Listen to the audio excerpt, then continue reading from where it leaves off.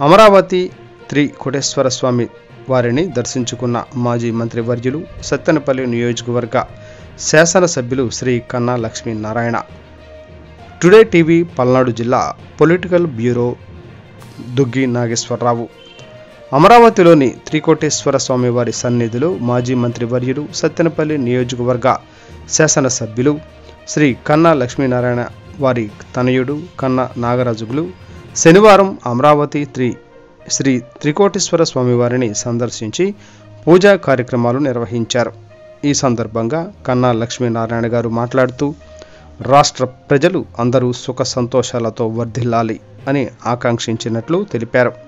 ఈ సందర్భంగా ఆలయ ప్రధాన అర్చకుడు ఆలయ సాంప్రదాయం ప్రకారం మేళతాళాలతో దుశ్శాలువాలతో సత్కరించి సన్మానించారు.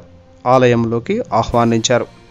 కన్నా గారితో పాటు కూటమి పలువురు ప్రజాప్రతినిధులు హాజరయ్యారు.